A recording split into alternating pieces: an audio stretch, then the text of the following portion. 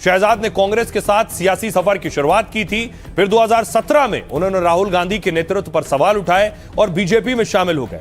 बाद में पार्टी के राष्ट्रीय प्रवक्ता बने। पुणे के रहने वाले शहजाद पूनावाला ने कानून की पढ़ाई की है। सियासत में आने से पहले वो वकील और सामाजिक कार्यकर्ता रहे हैं। बीजेपी का बड़ा चेहरा, बीजेपी के राष्ट्रीय प्रवक्ता। जब चेहरों की एंट्री हो रही है तो एक प्रवक्ता का एग्जिट हो गया है। शहजाद पूनावाला ने पार्टी से इस्तीफा दे दिया है, सदस्यता से और राष्ट्रीय प्रवक्ता के पद से भी इस्तीफा दे दिया। आधिकारिक इस्तीफा उन्होंने सोशल मीडिया पर शेयर किया है। आखिर शहजाद ने क्यों इस्तीफा दिया, क्या लिखा है उसमें देखिए जरा। शहजाद पूनावाला ने बीजेपी छोड़ने का सार्वजनिक ऐलान कर दिया है। उन्होंने सोशल मीडिया पर बीजेपी अध्यक्ष को एक चिट्ठी पोस्ट की और अपील की है कि उनका इस्तीफा स्वीकार कर लिया जाए। चिट्ठी के मुताबिक शहजाद 30 जुलाई को इस्तीफा भेज चुके थे। 31 जुलाई को उन्होंने अपने एक्स से बीजेपी से जुड़ी बातें हटा दी थी, लेकिन बीजेपी नेतृत्व ने अभी तक उनका इस्तीफा स्वीकार नहीं किया। अब चिट्ठी में शहजाद ने इस्तीफे की बात सार्वजनिक कर दी है। उन्होंने आर्थिक और निजी कारणों को इस्तीफे की वजह बताया और लिखा है, पार्टी छोड़ रहा हूं लेकिन विचार और व्यक्ति नहीं। चिट्ठी में शहजाद पूनावाला ने लिखा, पिछले कुछ दिनों की घटनाओं, जिन व्यक्तियों के बारे में मैंने आपको विस्तार से बताया, उन्होंने मुझे अपने पूर्व निर्णय पर दृढ़ रहने के लिए बाध्य किया है। शहजाद ने कांग्रेस के साथ सियासी सफर की शुरुआत की थी। फिर 2017 में उन्होंने राहुल गांधी के नेतृत्व पर सवाल उठाए और बीजेपी में शामिल हो गए। बाद में पार्टी के राष्ट्रीय प्रवक्ता बने। पुणे के रहने वाले शहजाद पूनावाला ने कानून की पढ़ाई की है। सियासत में आने से पहले वो वकील और सामाजिक कार्यकर्ता रहे हैं। सुनिए जरा पहले शहजाद क्या कुछ कह चुके हैं, सुनिए। एंटी नेशनल कांग्रेस और ये राहुल बाबा ये एलओपी लीडर ऑफ ऑपोजिशन नहीं है।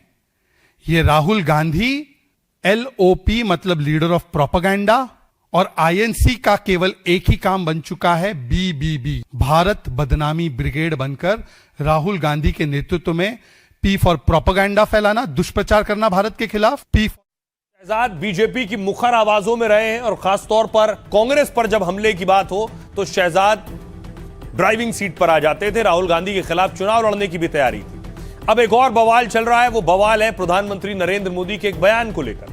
प्रधानमंत्री ने बयान दिया, लाल किले से दिमागी नक्सलियों की बात की थी। वो रास्ते खोज रहे हैं, समाज को गलत राह पर घसीटने के लिए भांति भांति के दांव कर रहे हैं। इन दिमागी नक्सलियों को पहचानना होगा।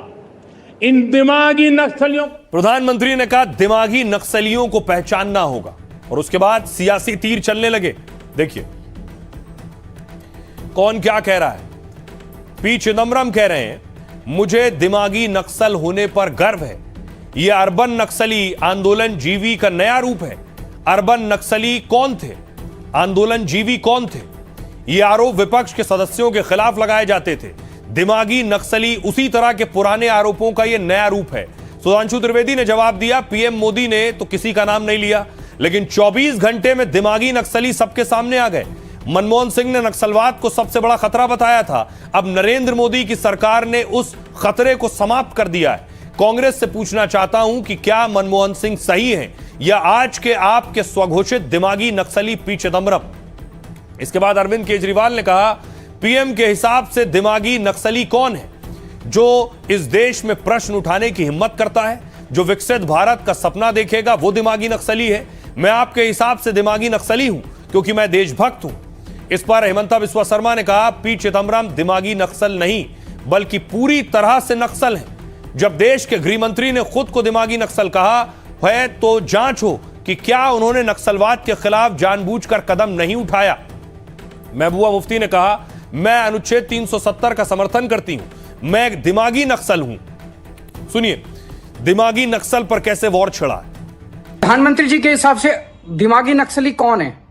जो इस देश में प्रश्न उठाने की हिम्मत करता है, प्रधानमंत्री जी के हिसाब से वो दिमागी नक्सली है। जो प्रधानमंत्री जी से और बीजेपी से डरता नहीं है, जो एक विकसित भारत का सपना देखता है, वो प्रधानमंत्री जी के हिसाब से दिमागी नक्सली है। मैं प्रधानमंत्री जी को कहना चाहता हूं कि मैं अरविंद केजरीवाल आपके हिसाब से दिमागी नक्सली हूं क्योंकि मैं देशभक्त हूं और मुझे इस बात का गर्व है। मात्र 24 घंटे के अंदर किसके दिमाग में नक्सली दिमाग था वो खुद ब खुद निकलकर सामने आ गया। देश का एक ऐसा गृह मंत्री है जिसे इसमें गर्व का अनुभव नहीं हो रहा, उसे इस बात में गर्व का अनुभव हो रहा है कि वह दिमागी नक्सली हैं। तो मैं कांग्रेस से पूछना चाहता हूं कि डॉक्टर मनमोहन सिंह सही हैं या आज के आपके स्वघोषित दिमागी नक्सली चिदम्बरम? जिस नस्ल की बात वो कर रहे हैं ना, दिमागी नक्सलवाद, उस नस्ल के लोग सिर्फ बीजेपी में मिलते हैं, जो सड़क पर नफरत बांटते हैं, जो सड़क पर चलते हुए लोगों को पीटते हैं, जो धर्म के नाम पर नफरत फैला करके जिस धर्म के अंदर प्रेम का पाठ पढ़ाया जाता हो वो नफरत का पाठ पढ़ाते हैं। अभी तो उड़ता हुआ तीर ले रहे हैं। दिमागी नक्सली किसको कहा मोदी जी ने?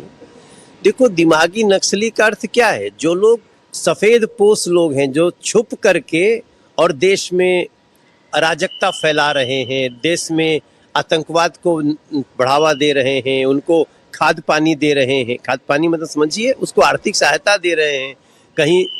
तो ऐसे लोगों को जब प्रधानमंत्री जी कह रहे हैं तो पूरा देश कह रहा है भाई। लेकिन वो अब कांग्रेस नेता कह रहे हैं कि हम ही हैं, तो आगे हमको कुछ कहने की आवश्यकता है। और आइए अब आपको बताऊं कि एक तरफ प्रधानमंत्री नरेंद्र मोदी ने कहा दिमागी नक्सल। आपको याद होगा कि सीजेआई ने कॉकरोच का जिक्र किया था तो कॉकरोच जनता पार्टी बन गई। प्रधानमंत्री ने दिमागी नक्सल कहा तो दिमागी नक्सल के नाम से भी पार्टी बन गई। ये देख रहे हैं, ये उसका लोगो, दिमागी नक्सल पार्टी।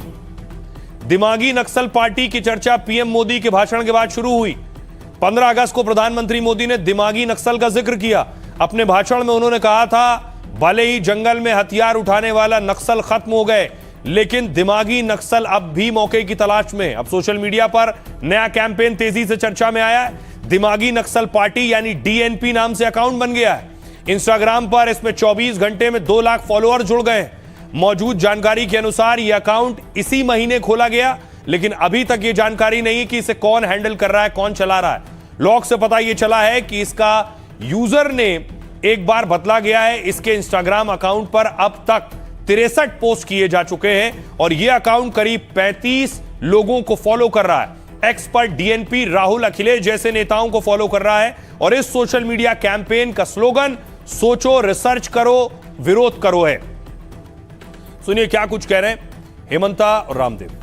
जेन जी नाम में लोगों को आंदोलन करने के लिए उत्साह देने का साथ साथ पूरा देश को माहौल बिगाड़ने का ये लोग संकल्प लेके रखा है। इससे मैं कई ज्यादा परेशानी भी नहीं हूं, इसलिए ये लोग खुल्लम खुल्ला देश विरोधी काम कर ही रहा है और खुल्लम खुल्ला देश का लोगों को बोल रहा है कि आप आंदोलन करो, धरना करो, एनआरकी लाओ। ये तो हर दिन बोल ही रहा है।